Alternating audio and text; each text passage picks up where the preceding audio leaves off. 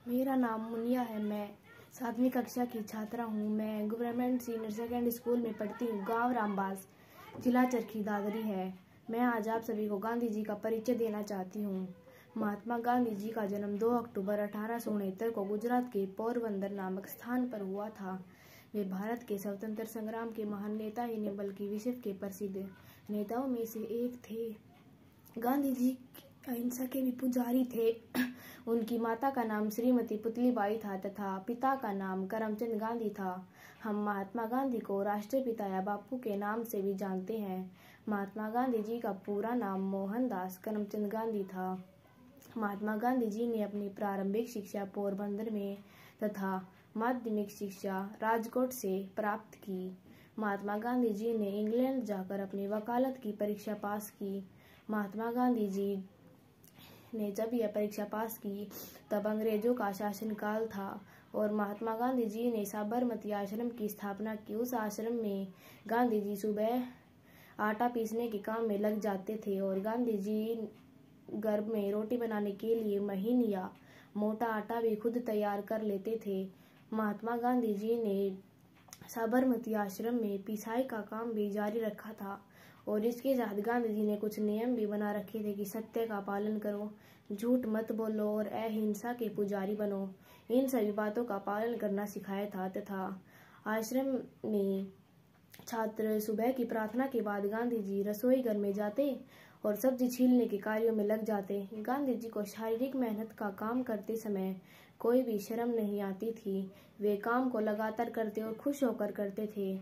एक बार तालाब की भराई का काम चल रहा था तो गांधी जी के साथी भी वहां पर लगे हुए थे और वे एक सुबह जब फावड़ा कुदाल आदि चीजें लेकर वापस लौटे तो गांधी जी ने उनके लिए तस्तरियों में नाश्ता आदि तैयार करके रख रखा था और गांधी जी ने एक नियम भी बनाया था कि सब बच्चे अपने बर्तन बारी बारी साफ करो। लेकिन गांधी जी ने एक दिन सुबह सभी बड़े बड़े पतीलों को साफ करने का काम अपने ऊपर ले लिया था।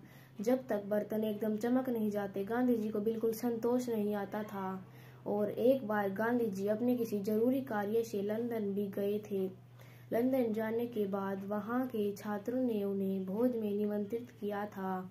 भोज में निमंत्रित में देने के बाद गांधी जी वहां गए और वहां पर लगे हुए कार्यों में लग गए और एक दुबला पतला सा आदमी आकर भी वहां पर कार्य करने में लग गया।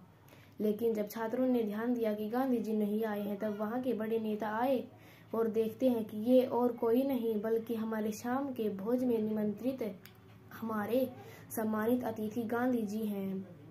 गांधी जी की एक विशेषता थी कि गांधी जी दूसरों से काम लेने में तो बड़े सख्त थे लेकिन वे अपना काम दूसरों से करवाना उन्हें बिल्कुल भी पसंद नहीं था।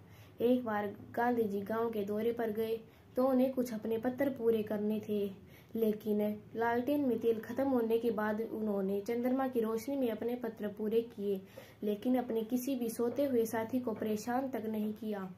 गांधी जी को बच्चों से बड़ा प्रेम था। गांधी जी बच्चों को खिला सकते थे, माँ की बातें उनका लालन पालन पोषण कर सकते थे। और गांधी जी ने 1930 में असहयोग आंदोलन भी चलाया था और गांधी जी ने 1942 में अंग्रेजों के प्रति भारत को छोड़ने का आह्वान किया था। इन आंदोलनों के दौरान गांधी जी को कुछ दिन जेल में बिताने पड़े जो उनकी दृढ़ संकल्पना और उनके दृढ़ निश्चय का प्रतीक है। गांधी जी कहते थे कि हमें गरीबों को गरीब न समझकर और नौकरों को नौकर न समझकर अपने भाई या बहन के समान समझना चाहिए। और गांधी जी कहते थे कि हमें हमारा गरीबों के प्रति सहानुभूति हमें प्रेरित करती है कि हम समाज में समानता के लिए प्रयासरत रहें। दुर्भाग्यवश 1948 को गांधी जी का निधन हो गया। वे किसी काम से जा रहे थे तो एक व्यक्ति ने उनको गोली मार दी जिनके कारण उनकी हत्या हो गई।